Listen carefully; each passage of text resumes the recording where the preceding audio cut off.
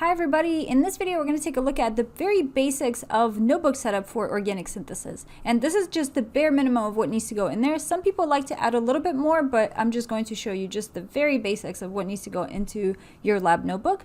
And we're also going to take a look at how to calculate the amount of starting material that is needed to produce a certain quantity of product based on yield information. Let's look at the example of the synthesis of 5-bromotetracene. We find this synthetic procedure in the literature, and let's see what we're going to need in order to carry out this synthesis.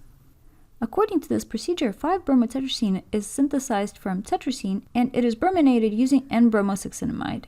And the solvents in this reaction are dichloromethane and dimethylformamide. And we use one equivalent of tetracene, and the exact amounts we're going to calculate in a little bit. And we're going to use 1.1 equivalents of N-bromosuccinimide, and the amounts of these are provided right here.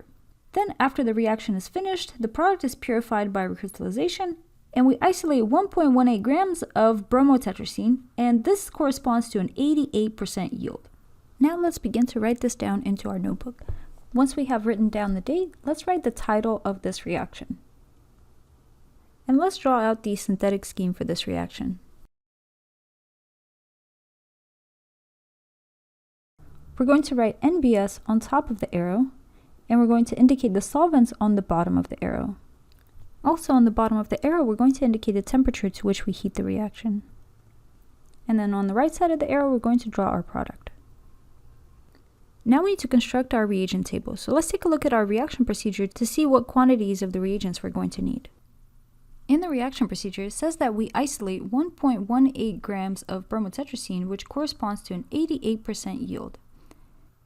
Notice that tetracene is the limiting reagent in this reaction because we're using 1.00 equivalents of tetracene for 1.10 equivalents of N-bromosuccinimide. So that means that the yield of bromotetracene is calculated based on the amount of tetracene that we started with.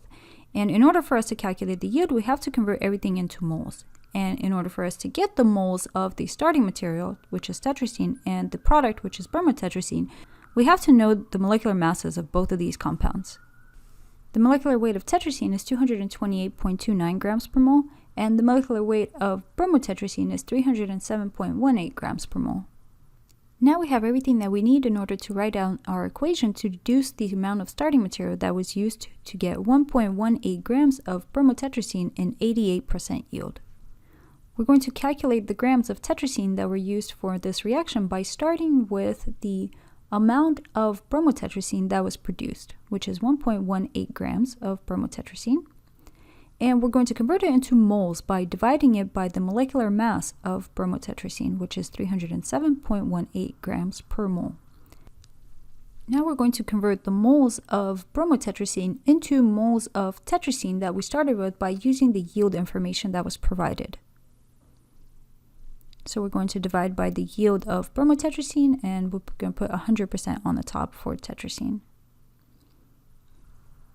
Next, we're going to convert the moles of tetracene into a mass of tetracene by multiplying it by the molecular weight of tetracene, which is 228.29 grams per mole of tetracene. And that gives us 0.997 grams of tetracene that we started with for this reaction. Now let's go back to our notebook and write out the table of reagents for this reaction. And before making the table, I like to label each of the compounds in this reaction so that I don't need to write out their names in the table. We'll label the tetracene as 1, NBS as 2, DMF as 3, chloroform as 4, and the final product as 5. Now we'll construct the table.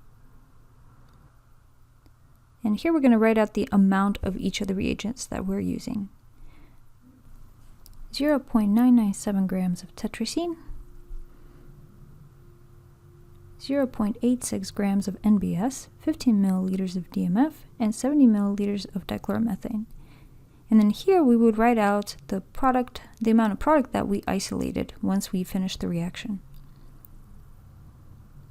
which is 1.18 grams, and that corresponds to 88% yield. Another thing that's helpful to include in the table are the mole amounts of each of the reagents. That way it's easier to calculate the percent yield once you've measured the amount of product that you collected. Then below the table of reagents, you would write out the procedure that you follow to carry out this reaction. This includes the synthetic setup and the purification procedure.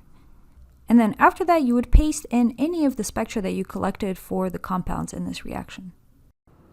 Hope this was helpful, and good luck on your lab quiz!